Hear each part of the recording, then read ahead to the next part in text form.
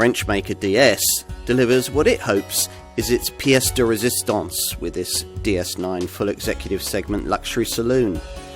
There isn't any sensibly credible reason why you might choose one over its obvious German premium rivals, but life would be very dull indeed if all the decisions we made were sensibly credible.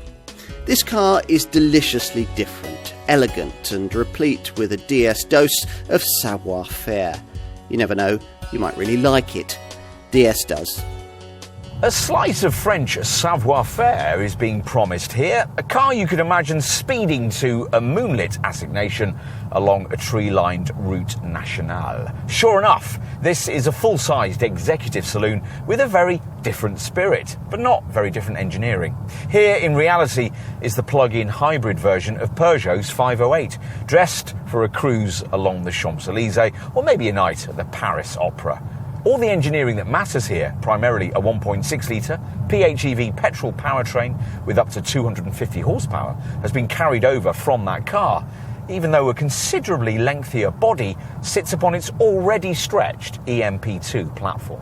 But that shouldn't necessarily matter if the end chocolatier confection is properly premium and delicately dressed, with a frisson of the kind of luxurious comfort at the wheel that distinguished Gallic limos of the 50s and 60s. It's not, of course, in a DS9. There's not enough that's different under the skin from humbler Stellantis Group models for that. But there are things you might really like.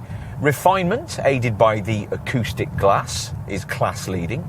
Really silent, which is a good start. Ride quality is also brilliantly judged, supple without being wafty. And that's in a test car lacking the clever DS Active Scan suspension, which uses a forward-facing camera to prepare the dampers for forthcoming bumps. DS promises an all-electric driving range of up to 38 miles from the 250 model's 15.6 kilowatt-hour battery, a figure also replicated by the top E-Tense model, the 4x4 360 version, which adds an extra electric motor on the rear axle.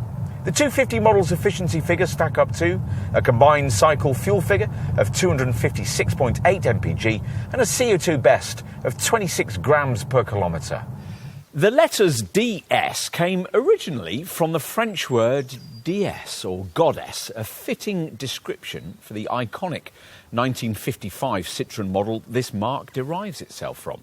The DS9 won't be fondly remembered in quite the same way because there's nothing in its design that will stop you in the street or be considered particularly groundbreaking. But it's different, bejewelled with delicious detailing and undeniably elegant.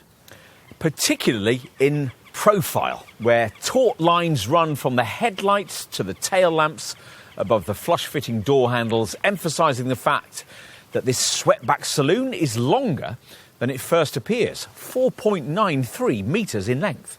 There's a two-tone black roof and, of course, big wheels, either 19 or 20 inches in size. As for the detailing, well, look at these little lights on the outside edges of the roof, inspired by the cone-shaped upper lamps of that original 50s DS. The real theatre, though, is here at the front, where the parametric grille with its outer chromed DS wings adopts a three-dimensional diamond effect and is flanked by LED headlamps with geocharge light housing seemingly fashioned from scaly lizard skin. The pièce de résistance is this Clou de Paris sabre, a chromed central bonnet embellisher that you'll either find elegant or pretentious, depending on your style perspective. There's just as much going on at the rear. The chiselled lights resume the three-dimensional scaly theme and are underlined by lateral chrome sabres, supposed to reference great French coach builders of the 1930s. Don't make up your mind on all of this quite yet, though, because you haven't seen the cabin. Behind the wheel, this DS delivers its boldest flourishes. If you like Teutonic simplicity and clarity of form, look away now. What's served up here is a glorious antidote to all that, a celebration, the designers hope, of everything that's cutting edge in French fashion. It's hard to know what to look at first. Curiously bevelled geocharge patterned buttons parade down either side of the phallically fashioned gear stick, the centre vents that surround the unconventionally square starter button have pearled accents. Double-stitched Alcantara panels flow from either door across a fascia bookended at either corner by strangely shaped vertical vents, and an haute couture analogue clock from French chronologist BRM pirouettes out of the top of the dash at startup. The 12.3-inch digital instrument cluster screen you view through the thick-rimmed wheel is different too, configurable in a number of ways to show the information most useful to you, including a large navigation map. Everything else you'll need to know resides on this 12-inch HD centre touch sensitive display, which unfortunately has been burdened with all the climate control functions, but compensates with a row of useful lower shortcut buttons and is your access point to the excellent 14-speaker focal electric hi-fi system upgrade. In some areas, the ergonomics have been sacrificed on the altar of fashion, but you get the exquisitely stitched seats plumply upholstered in Alcantara or two kinds of full leather, and there's plenty of cabin storage on offer.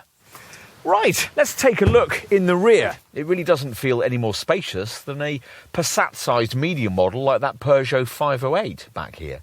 This impression isn't helped by the swept-back roofline, which means headroom isn't especially generous, particularly if you've opted for the optional sunroof. Nor does it help that there's not much space to slide your feet beneath the seat in front. At least the transmission tunnel's relatively low, so a third centrally positioned adult could be squeezed in at a pinch, but it would be a pinch because the cabin feels rather narrow.